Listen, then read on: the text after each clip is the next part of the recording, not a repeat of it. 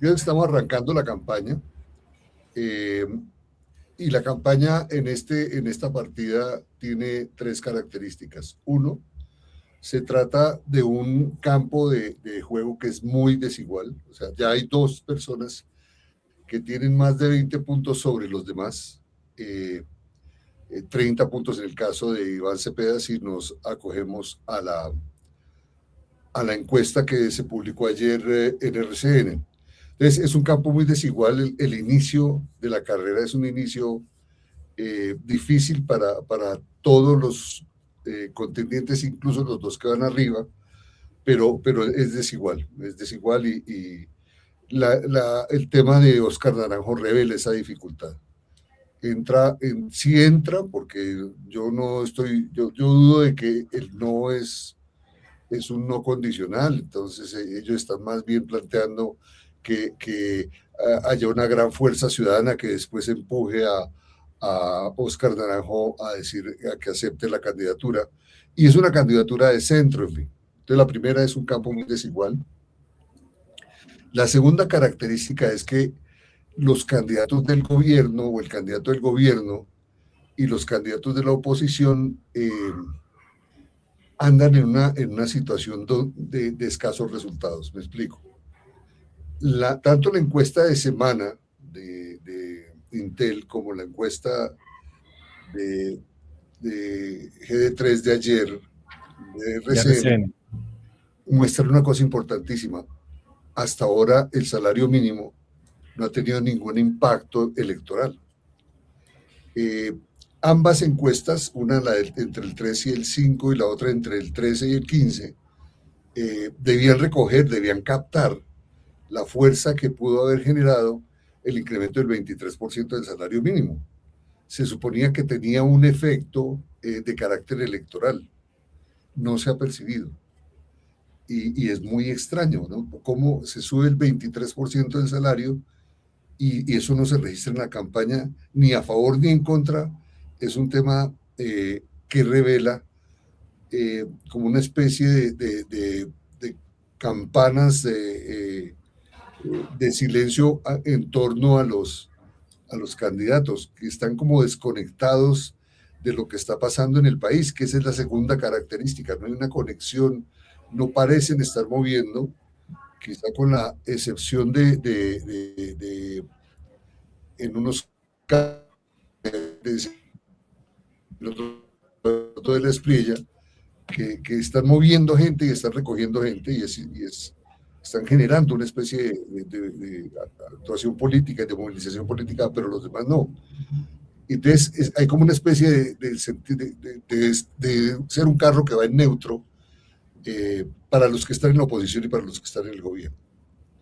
Y la tercera cosa que me parece es que son los hechos externos los que están marcando el rumbo y están determinando lo que van a ser los escenarios futuros. ¿Qué va a pasar en la reunión Trump-Petro? Va a definir mucho cuál va a ser el curso de la campaña. ¿Qué va a pasar con el tema de Venezuela y cómo va a ir evolucionando? Va a definir mucho la campaña. Y esta es una campaña que van a tener, ya mismo se está viendo que los candidatos no le están hablando las cosas que quiere oír la gente. No están llegando con propuestas, no le están llegando con sus problemas y la gente está como desconectada. La misma lectura de la encuesta, las mismas respuestas frente a las preguntas que había en las encuestas, dos encuestas muy distintas, ¿ah?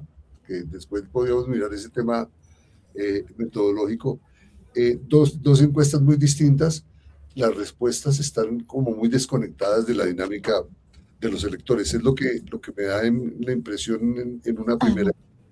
Profesor Medellín, pero ¿no cree que es que todavía falta como decantar esa cantidad de candidatos? Y de una vez le anticipo, ¿también no cree que le hemos dejado mucho esa discusión a las redes sociales y muy poco a los medios de comunicación? Y eso de una vez le anticipo que el periódico El Tiempo, en una alianza con el canal RCN y con la FM, van a empezar a confrontar precisamente a esos candidatos para que ya no le hablen a las redes, para que ya no sean más puntuales y casuísticos con lo que está pasando en la agenda nacional, sino que empiecen a plantear qué van a hacer con el tema del orden público en Colombia, qué van a hacer con el tema de la economía, qué van a hacer con el tema de Estados Unidos, porque el efecto Trump creo que es definitivo como usted lo está planteando.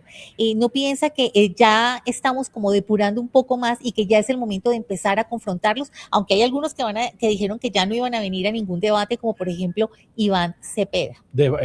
A propósito de debate que mencionaba Marta, este fin de semana, el 25 de enero, entre 6 de la tarde y 8 de la noche, el primer gran debate con el sector de la centroderecha. Ahí van a estar todos los candidatos en una alianza de RCN, El Tiempo y la FM. Adelante, doctor Medellín, con la inquietud de Marta. A mí me parece muy interesante la iniciativa del Tiempo de tratar de confrontarlos en términos de que esforzarlos a que empiecen a plantearle asuntos y propuestas al país, porque es que no están planteando propuestas. Todos están diciendo es que yo fui, yo hice, o es que yo soy un antipolítico y yo no quiero eso. En fin, no, me parece que es muy positivo. El punto es que ni siquiera los candidatos le están hablando en las redes, porque si le estuvieran hablando en las redes, alguno de esos 107 candidatos habría tenido una reacción positiva en las redes, y ninguno ha pegado. Todos son candidatos que le hablan a las redes por contrato de ellos. Y los que logran 2, 3 punticos un poquito más es porque están moviendo o hacen o ponen plata, pero ni siquiera le están hablando a las redes. Me parece que es bueno es confrontarlos eso en términos de propuestas, en términos de alternativas de poder y en términos de gobierno.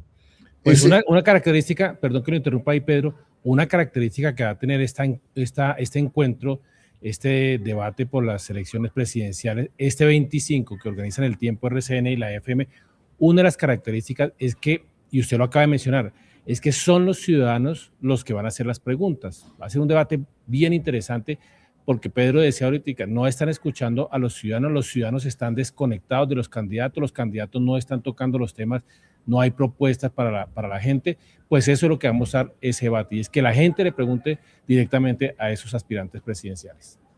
Exactamente. Y el otro tema que me parece importante es que los candidatos no parecen muy preparados para afrontar una coyuntura como la que estamos viviendo. Fíjense que ocurrió lo del 3 de enero en Venezuela y muy pocos, casi ninguno salió a decir, hacer un análisis, hacer un planteamiento, hacer una propuesta de política. Hubo varios reversazos, profesor Medellín, y no quiero darle nombres. ¿No? Y en ese tipo de reacción, entonces uno encuentra como desconexión, y son proyectos mucho más personales que apuestas políticas, son proyectos mucho más de grupos, mucho más de carácter privado que de carácter público. Entonces, en ese sentido, hay un par de excepciones, claro, dentro de los candidatos, pero en general son candidatos que están encerrados, que no le hablan al país y que no tienen propuestas. Bueno, y el centro, ¿dónde lo dejamos? Porque tenemos un pacto amplio para el 8 de marzo con Iván Cepeda, Roy Barreras, Camilo Romero. Tenemos ahora este frente amplio, esta gran consulta con estos candidatos que vemos acá, Aníbal Gaviria, Vicky Dávila, Paloma Valencia, etcétera, etcétera. ¿Y dónde me deja el centro? Con Sergio Fajardo, que a nosotros hace, creo que si no estoy mal, 2 semanas ya nos habló como presidente de la República. Creo que en el momento de la extracción del dictador Nicolás Maduro. ¿Qué pasa con el centro? ¿Cómo lo ve usted? Voy a ser como muy fuerte, pero muy concreto. El centro no existe. El centro, además, es un tema de física social. Cuando una sociedad se polariza, ¿el centro desaparece? ¿Dime? ¿El centro desaparece? No, simplemente no existe. El centro no influye. No hay una idea de centro que la gente esté moviendo. No hay una apuesta de centro ni un actor de centro que tenga una centralidad en la política. No, el tema es muy simple. Si hay una sociedad que se va polarizando más, y el gobierno, por el lado del presidente Petro, sube los salarios al 23%, extiende todo, lleva todo a la polaridad, en la medida en que eso llega a un punto, un primer punto de polarización fue el punto de la llegada de Iván Cepeda, una persona de formación comunista con fundamentos, un muy buen candidato, un tipo de izquierda. Izquierda es la primera vez que tenemos un candidato con opción comunista, y ese es una expresión de una polarización fuerte. Y al otro lado aparece Abelardo de Espriella como el otro polo, y en esas dos tensiones se va moviendo la política. Fue tan fuerte que todos los candidatos de centro, el único argumento que encontraron no fue un argumento de centro, sino un argumento de no a los extremos, no, mírenme a mí, aquí existo. Eso pasó en Argentina con Patricia Bullrich. Estaba el extremo del kirchnerismo y el extremo de Milei. Y Patricia Bullrich, que era del centro, una persona muy competente, muy buena, una especie de Sergio Fajardo argentina. Cuando el péndulo se devuelve, el péndulo nunca para en el centro porque la fuerza misma lo lleva es hasta el otro polo. Entonces, el centro políticamente hoy no existe, físicamente hoy no existe, y el centro solamente es una evocación de un grupo de buenos burócratas que han pasado por la administración pública, pero que no han hecho aportes en términos de una apuesta de lo que significa el centro para el país. ¿Qué significa? ¿Cuál es la diferencia o qué es lo que diferencia al centro en materia de política social o de política económica de los extremos, ¿no? Por ejemplo, en el tema salarial, ¿cuál es la diferencia?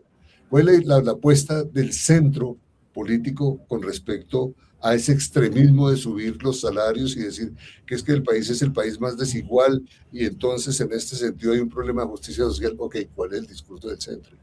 No hemos oído una sola idea del centro respecto a la política energética, respecto a la política social o respecto a la política exterior. ¿Cuál sería una política de centro?